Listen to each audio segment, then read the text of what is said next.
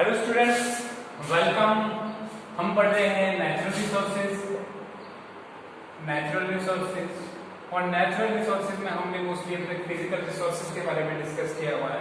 और physical resources में क्या क्या देखा हमने कि हमने देखा कि हमारे पास एयर है, वाटर है, ठीक है, फिर हमारे पास जो है सॉइल। इसके अलावा और भी रिसोर्सेज हैं, जैसे हमारे पास सनलाइट है, सोलर एनर्जी है हमारे पास, फिर बायोटिक रिसोर्सेज है जिनके बारे में हम बाद में ब्रीफ में देखेंगे। लेकिन इससे पहले जो एयर के बारे में हमने कल पढ़ा था, एयर क्या होता है। एयर जो है हमारे सरफेस, धरती जो है उसके सरफेस के ऊपर जो है हवा का जो है बाहर से कवरिंग रहती है, ठीक है, ये धरती है और धरती के बाहर से जो कवरिंग रहती है हवा की, इसको हम एटमॉस्फेयर कहते हैं। क्या कहते हैं? एटमॉस्फेयर, ठीक है। अब ये एटमॉस्फेयर जो है डिफरेंट लेयर्स होती है इसकी, जैसे कि ट्रोपोस्फेयर है हमारे पास, फिर स्ट्रेटोस्फेयर है, ठीक है, फिर मेसोस्फेयर है, फिर एक्सोस्फेयर है, ठीक है।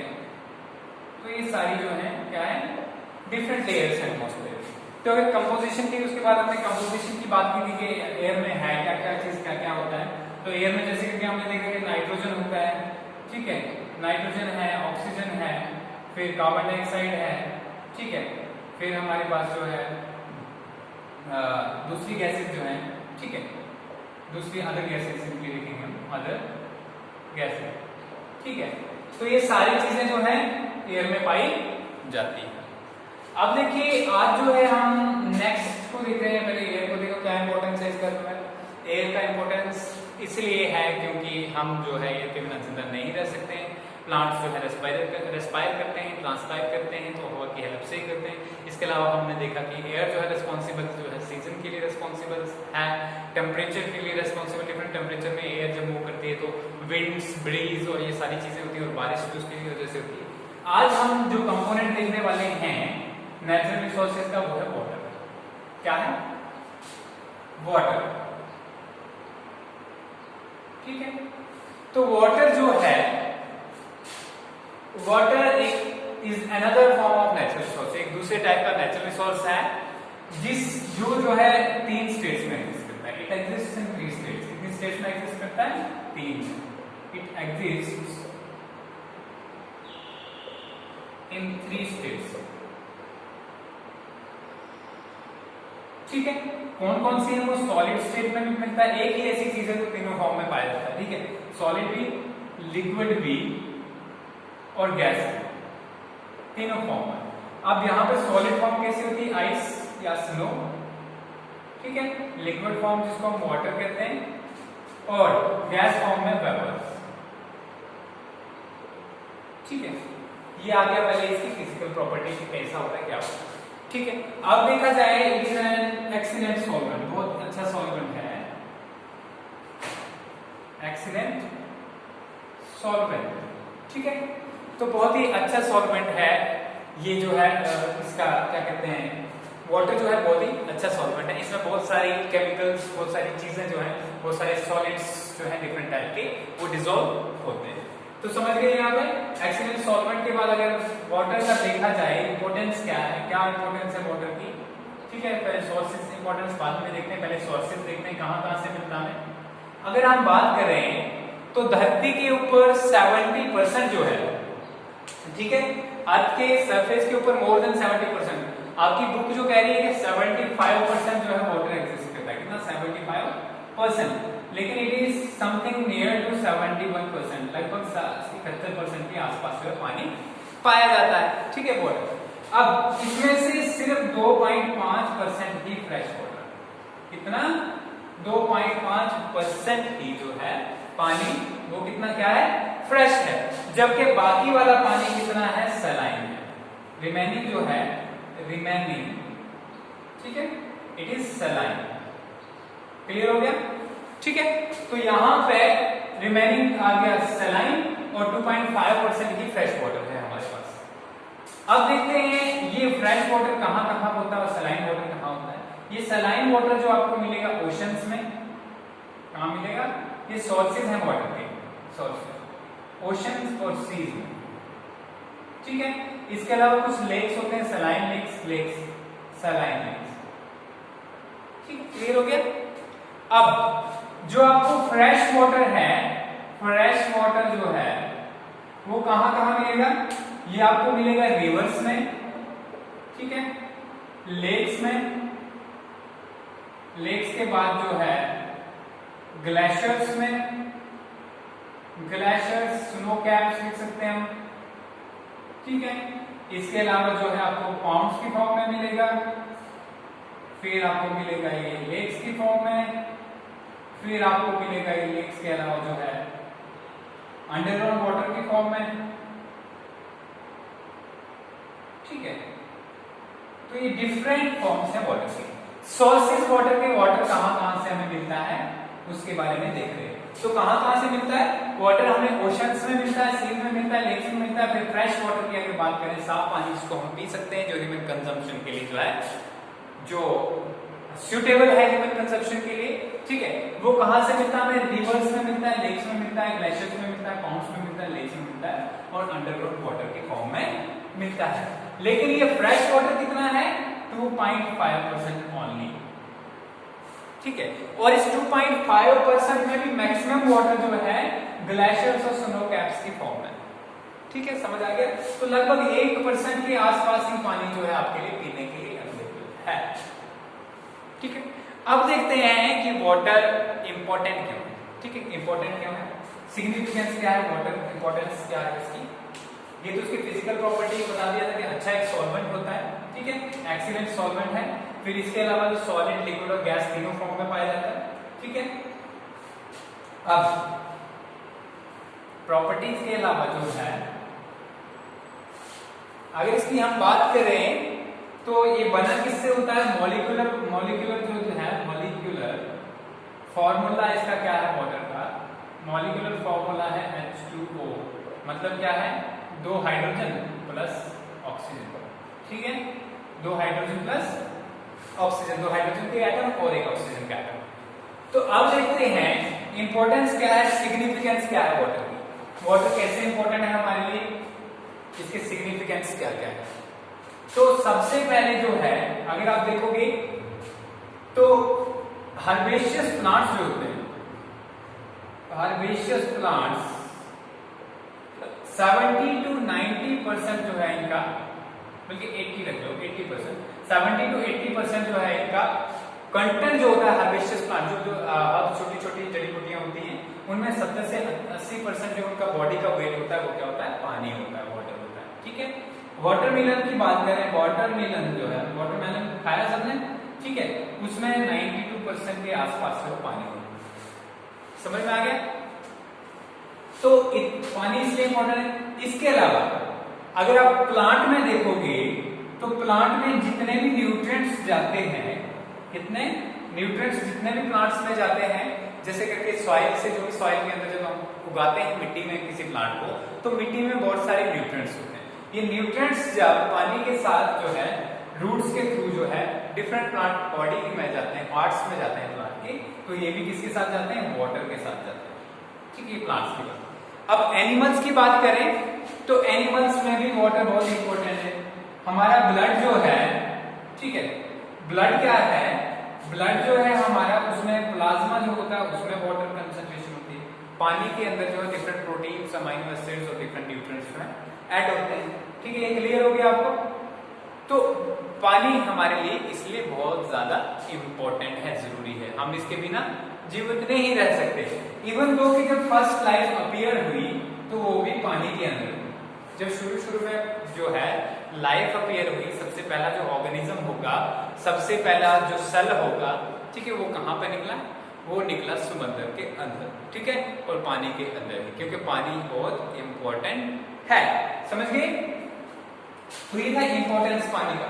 अब कहाँ यूज करते हैं, यूजेस की बात करें, ये तो इंपॉर्टेंस था, क्या क्या मतलब इंपॉर्टेंस है। अब देखते हैं यूज कहाँ पर करते हैं। यूजेस की बात करते हैं अब, ठीक है। यूजेस की बात करें तो सबसे पहले बाथिंग, नहाने के लिए यूज करते हैं। वॉशिंग क्लॉथ्स, ठीक है। फिर आ गया हमारा ठीक है, कुकिंग फूड खाना पकाने के लिए यूज करते हैं, ठीक है। फिर क्लीनिंग, ठीक है। तो इस सब चीजों के लिए हम पानी को यूज करते हैं, ठीक है, इस्तेमाल करते हैं। लेकिन जनरली है क्या, ड्रिंकिंग के लिए यूज करते हैं, ठीक है, पीने का तो भूल ही गए, पानी की बिना रह नहीं सकते हम। तो ये सारी चीजें हमारे घरों की अगर जनरल बात करें तो इसमें पानी यूज होता है, ठीक है। इसके अलावा अगर हम फैक्ट्रीज की बात करें तो फैक्ट्रीज में पानी मशीन्स को ठंडा करने के लिए यूज होता है, ठीक है। इसके अलावा फूड प्रोसेसिंग प्लांट्स में यूज होता है, फूड प्रोसेसिंग प्लांट्स में यूज होता है, ओके।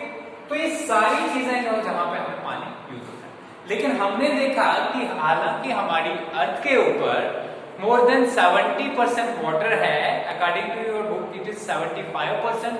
तो अगर 75% वाटर होने के बाद भी हमारे पास सिर्फ पीने के लिए 1% पानी है, तो सोचो हमारी पॉपुलेशन जब कॉन्टिन्यूसली बढ़ रही है तो हम इस 1% वाटर के ऊपर कैसे सस्टेन करेंगे, कैसे हम जीवित रहेंगे, कैसे जिंदा रहेंगे, क्योंकि इतने सारे लोगों को 1% पानी पहुंचाना बहुत ही डिफिकल्ट है, ठीक है। और जैसे जैसे पॉपुलेशन बढ़ रही है तो पानी की किल्लत भी बढ़ रही है। जो बच्चे आप में से सिटीज में रहते होंगे उनको ये पता होगा कि गर्मियों के टाइम में मोस्टली जो है पानी म्यूनिसिपैलिटीज से जो उनके लिए जो कनेक्शन होते हैं पानी के, उसमें पानी आना कम हो जाता है, जिसकी वजह से बहुत बार शॉर्टेज पड़ जाती है पानी। इसके अलावा गाँव में भी कुछ ऐसी जगहें होती हैं जहाँ पे पानी अवेलेबल नहीं होता। एग्जाम्पल हम लें राजस्थान, आप मानते हो कि एक डेजर्ट स्टेट है, हमारी डेजर्ट एरिया ज्यादा है उसमें, ठीक है। राजस्थान का एरिया, गुजरात का एरिया और कुछ हरियाणा के पार्ट्स अगर देखें तो वहां पे जो है लोगों को पानी लेने के लिए सेवरल किलोमीटर्स ट्रेवल करने पड़ते हैं, ठीक है। तो हमको इस पानी को एफिशिएंटली यूज करना है, इसको बचा के रखना है, इसको खराब नहीं करना है, ठीक है। जितना कम हो सके उतना इसको बचाना है, ठीक, समझ में आ गया। तो अब देखिए, लेकिन हम कर क्या रहे हैं, हम इसको पोल्यूट कर रहे हैं। क्या कर रहे हैं? पोल्यूट कर रहे हैं, इसके अंदर पोल्यूशन काज कर रहे हैं, इसके अंदर गंदगी डाल रहे हैं। कैसे डाल रहे हैं? हमको अगर एक बाल्टी से हम नहा सकते हैं, हम 2 बाल्टी का यूज करते हैं, ठीक है। अगर 2 बाल्टी से हम कपड़े धो सकते हैं, हम 4 बाल्टी यूज करते हैं। इसका जो है एफिशिएंट यूज हम नहीं करते, जुडिशियस यूज जो पानी का बिल्कुल नहीं होता। इसके अलावा ये तो एक घर में जो है हम पानी यूज करते हैं उसकी बात होती है। जो बाहर अगर देखा जाए, आप जो घर जो है नदी नालों में मोस्टली अपनी गंदगी फेंक देते हैं। मोस्टली आपने देखा होगा कि डोडा के जो आपका, क्योंकि आप वो सब बच्चे जो है डोडा से बिलोंग करते हो, आपने देखा होगा कि जो लोग जो है कचरा जो है उठा के नाली में फेंक देते हैं, ठीक है। तो वहां पे जो ऑलरेडी पहले ही गंदा पानी होता है वो और ज्यादा गंदा होता है। इसके अलावा कचरा फेंकने के अलावा ये कौन सा आ गया? वेस्ट, ठीक है, म्युनिसिपल वेस्ट कहेंगे इसको। क्या कहेंगे? म्युनिसिपल वेस्ट, ठीक है। इसके अलावा जो आप वॉशरूम्स यूज करते हो, बाथरूम्स यूज करते हो, लैट्रिन्स यूज करते हो, उसमें पानी जो है जो यूज होता है उसमें भी बहुत सारे जो है ह्यूमन एक्सक्रीटा, ठीक है, इंसान के वेस्ट प्रोडक्ट्स होते हैं, ह्यूमन एक्सक्रीटा, ठीक है, समझ में आ गया। तो जो पानी जिसमें ह्यूमन एक्सक्रीटा होता है उसको हम सीवेज कहते हैं। तो हम मोस्टली हमने क्या देखा कि चलो जितना पानी हम यूज करते हैं क्लीनलीनेस के लिए उतना इंपॉर्टेंट है, लेकिन उस ह्यूमन एक्सक्रीटा या उस सीवेज वाली पाइप्स को डायरेक्टली हम नदी नालों में जाके डाल देते हैं, तो नदी नालों का पानी भी गंदा होता है, ठीक है। अब होता क्या है जनरली, इसके अलावा और भी सारी चीजें जिससे हम यूज करते हैं, जैसे करके हम फर्टिलाइजर्स यूज करते हैं, ठीक है। फर्टिलाइजर्स और पेस्टिसाइड्स, ये 2 चीजें क्या है, हम जब जो किसान होते हैं, जो फार्मर्स होते हैं, उनकी क्रॉप्स को प्रॉपर न्यूट्रिएंट्स चाहिए होते हैं। जैसे कि न्यूट्रिएंट्स आपको पता है कि हमारी फूड में वो चीजें होती हैं जिससे हमारी ग्रोथ होती है, और प्लांट्स को ग्रोथ के लिए न्यूट्रिएंट्स की जरूरत होती है, तो हम उसमें खाद डालते हैं, ठीक है, जिनको हम NPK, नाइट्रोजन, पोटेशियम, फास्फोरस वगैरह कहते हैं। जब वो डालते हैं हम, तो वो खाद जो है बारिश के पानी के साथ जमीन के अंदर पर्कुलेट होके नीचे जमीन के अंदर भी पानी होता है। आपको मोस्टली पता है कि बहुत सारी जगहों पर हैंड पंप्स लगे होते हैं जो जमीन के अंदर से पानी को बाहर निकालते हैं। तो वो केमिकल्स जो है ग्राउंड वाटर के अंदर जाके उसको पोल्यूट करते हैं। इसके अलावा हम पेस्टिसाइड यूज करते हैं, बहुत सारी ऐसे केमिकल्स यूज करते हैं जो पेस्ट को मारते हैं, जो प्लांट के ऊपर जो है फीड करते हैं। तो वो जैसे पॉपुलेट होते हैं वो ग्राउंड वाटर को डिप्लीट करते हैं, ठीक है। इसके अलावा जो है हम बहुत सारा वेस्ट मटेरियल फैक्ट्रीज से जो निकलता है उसको भी पानी में डालते हैं, तो अल्टीमेटली ये है काजेज ऑफ पोल्यूशन। तो क्या होता है इससे? वाटर पोल्यूशन होती है। क्या होती है? वाटर पोल्यूशन, ठीक है। ये वाटर पोल्यूशन हो गया। अब वाटर पोल्यूशन, तो अब हम क्या करें जिससे सबको पानी पहुंचे और हमारा पानी साफ है? सबसे पहले तो ये सारी आदतें हमें बदलनी होंगी, ठीक है। पानी का जुडिशियस यूज कीजिए, जितना कम पानी आपको जो इस्तेमाल में जो जितने से आप काम चला सकते हो उतना काम चलाइए, फालतू का पानी वेस्ट ना कीजिए, नंबर एक। दूसरा है जो इंडस्ट्रीज से जो भी वेस्ट मटेरियल निकलता है, जो बड़ी बड़ी फैक्ट्रीज होती है, इंडस्ट्रीज से जो मटेरियल निकलता है उसको प्रॉपर प्रोसेस करके पानी को साफ करने के बाद उसको जो है पानी के वाटर बॉडीज में डालें, जैसे रिवर्स हो गए, पॉन्ड्स हो गए, कहीं भी लेक्स में डाल रहे हो तो उसको प्रॉपर प्रोसेसिंग के बाद डालें। तीसरा, ह्यूमन एक्सक्रीटा जो हम डायरेक्टली पाइप्स जो है या जो गांव या शहर नदी के आसपास बसे हैं तो वो डायरेक्ट वो फेंक के नदी में डालते हैं, तो प्लीज ऐसा ना कीजिए। कोई भी जो वेस्ट प्रोडक्ट है आप नदी में ना डालो, ठीक है। और अगर पूरे इंसान जो है कोशिश करेंगे तो हमारा पानी प्योर होगा। इसके लिए जैसे कि आपने देखा होगा कि हमारी गवर्नमेंट ने एक जो है गंगा एक्शन प्लान के नमामि गंगे की योजना भी चलाई है जिसमें गंगा को साफ किया जा रहा है, ठीक है। इसी तरीके के इनिशिएटिव लेके जो है हम पानी को साफ कर सकते हैं।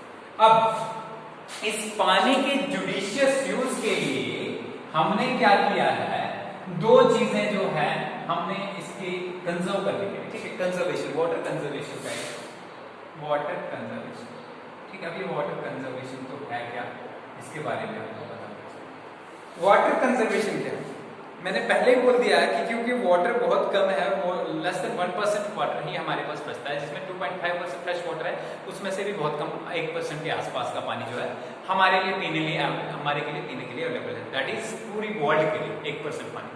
तो इसका जुडिशियस यूज किया जाए क्योंकि सबको बराबर पानी मिले, ठीक है, क्योंकि हमारी लाइफ के सर्वाइवल के लिए इंपॉर्टेंट है साफ पानी मिले, इसलिए इसको कंजर्व करना है, मतलब बचा के रखना, साफ बचा के रखना, ठीक है, बहुत ही इंपॉर्टेंट।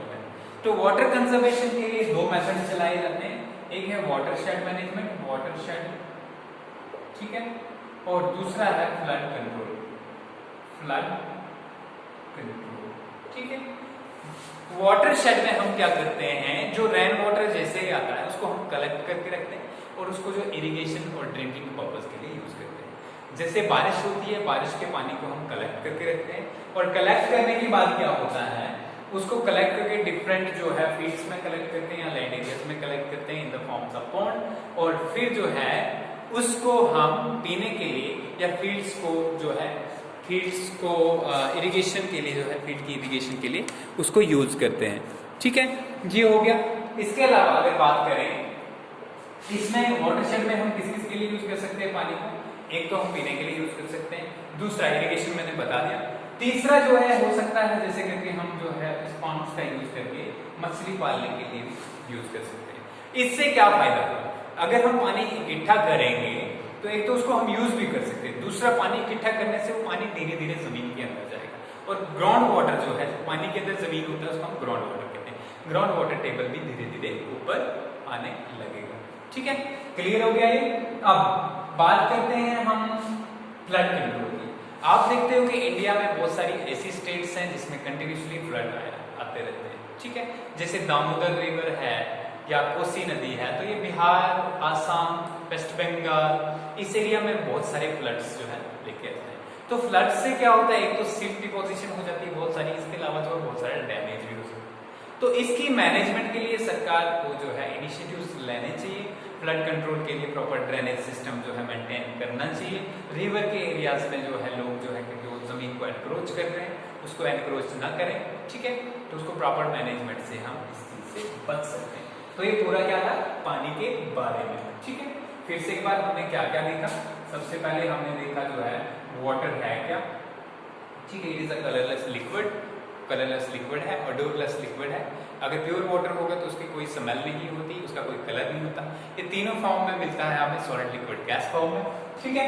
और अगर प्रॉपर्टीज की बात करें तो ये एक एक्सीलेंट सॉल्वेंट है और बहुत ही ज्यादा इंपॉर्टेंट है। दूसरा हमने देखा कि सोर्सेज क्या है इसके, ठीक है। सोर्सेज के बाद हमने क्या देखा कि यूजेस क्या है इसके, ठीक है, कहाँ यूज होता है। फिर यूजेस के बाद हमने देखा कि पोल्यूशन क्या है, ठीक है, वाटर पोल्यूशन क्या होता है। वाटर पोल्यूशन के बाद हमने देखा कंजर्वेशन, ठीक है। तो इस सब चीजों को हमने देखा। फिर से एक बार मैं समरी के तौर पर आपको बताता हूँ। What is water?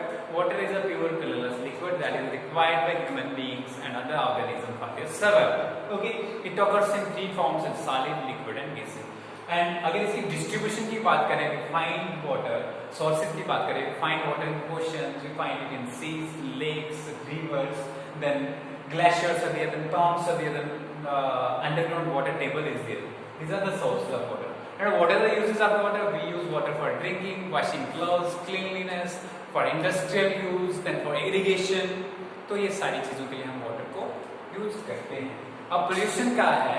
जब हम पानी में unwanted when we dissolve, when certain substances such as biological substances or physical substances are dissolved inside the water, they cause pollution inside that. They change the properties of water, जो pure properties होती हैं water की, they get changed and thus it is polluted. What are the pollutants? कैसे pollutants होते हैं? जब जैसे करके मैंने बोला कि we release sewage from our houses, then we release waste from industries, then we put garbage inside the water bodies, and the cities that are located on the banks of rivers and big water bodies, they directly throw their human excreta and human waste products and municipal waste inside the water body. That is causing pollution. And now what is the conservation of water? Conservation of water is the protection of water, and it is the judicious use of water. I can say judicious use, and maintaining its qualities, that cleanliness is must for having safe drinking water. Okay, so conservation के अंदर inside the conservation we have two steps. One is watershed management. In watershed management we collect the rainwater and use it for different purposes such as drinking, for irrigation, and for management of water table. And another is flood control. In flood control, what we do, we have to manage our water resources. We have to manage our drainage patterns of our rivers to avoid floods and losses. We can collect this water in some reservoirs where they can be used in adverse climatic conditions. Okay, that is all water के बारे में। अब हम कल जो land के बारे में पढ़ेंगे और फर्दर टाइम बचेगा तो साइकिल्स के बारे में भी पढ़ेंगे। ओके।